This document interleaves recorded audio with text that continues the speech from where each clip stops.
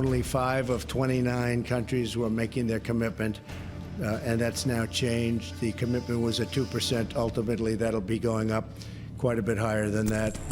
America में जिस वक्त राष्ट्रपति पद के लिए चुनाव चल रहा था, उस वक्त ट्रंप ने बड़े जोर शोर से यूक्रेन युद्ध और नाटो का मुद्दा उठाया था।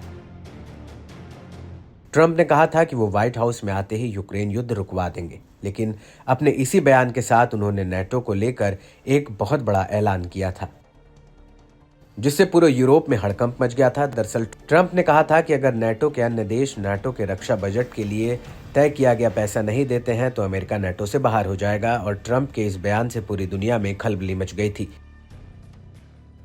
कि क्या अमेरिका के बिना नाटो की कल्पना की जा सकती है।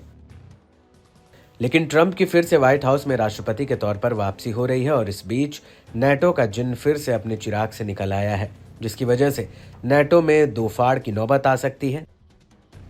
दरअसल ट्रंप ने व्हाइट हाउस में आने से पहले ही नाटो देशों से कहा कि वो अपनी जीडीपी का कुल 5% पैसा नाटो रक्षा बजट में डालें। Well, I think NATO should have 5%. Yeah. Well, you can't do it at 2. I mean, at 2%, every country, if you're going to have a country in a regular military, you're at 4%. I think they should be, they're in dangerous territory. I think they can all afford it, but they should be at 5%, not 2%. I'm the one that got them to pay 2%. लेकिन Trump के इस बयान के खिलाफ Germany के chancellor Olaf Scholes ने मोर्चा खोल दिया है। जर्मनी का कहना है कि जीडीपी की 5% रकम बेहद ही भारी भरकम है, और नाटो की मौजूदा पॉलिसी के मुताबिक सदस्य देशों को अपनी जीडीपी का सिर्फ 2% हिस्सा ही नाटो के बजट में देना होता है। अपने इसी बयान में जर्मनी के चांसलर का कहना है कि यूरोप की सबसे बड़ी अर्थव्यवस्था और उसकी जीडीपी का 5% करीब 200 अरब यूरो यानी 206 अरब डॉलर सालाना होगा, जबकि जर्मनी का संघीय बजट 490 अरब डॉलर का है। जर्मनी का कहना है कि ट्रंप की मांग को पूरा करने के लिए जर्मनी को या तो 150 अरब यूरो बचाने पड़ेंगे या फिर अतिरिक्त कर्ज के रूप में लेने पड़ेंगे। इसलिए मैं कहता हूं कि हमें उस रास्ते पर चलना चाहिए जिस पर काफी पहले सहमति बनी थी।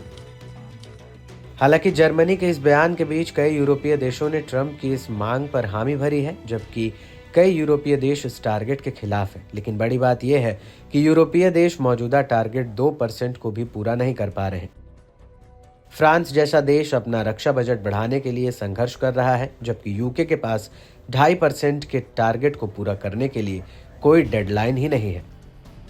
वहीं क्रीज रिपब्लिक ने इस हफ्ते हाल ही में ऐलान किया था कि वो अपना रक्षा बजट नाटो में 2% तक पूरा कर पाएगा। इस सब के बीच बड़ा सवाल ये उठता है कि आखिर नाटो में कौन कितना पैसा देता है। तो आपको बता दें कि इसको लेकर न्यूज एजेंसी अल जजीरा ने अपनी एक रिपोर्ट में बताया है कि नाटो में अमेरिका इकलौता ऐसा देश है जो सबसे ज्यादा पैसे देता है। अमेरिका नाटो के 2/3 देशों के बराबर नाटो के बजट के करीब 967 अरब डॉलर का पैसा देता है। अमेरिका नाटो में करीब अपनी जीडीपी यानी 28.7 ट्रिलियन का 3.4% फंड देता है। वहीं जर्मनी 97.7 अरब डॉलर, तो यूके 82.1 अरब डॉलर, फ्रांस 64.3 अरब डॉलर और पोलैंड 34.9 अरब डॉलर का योगदान देता है।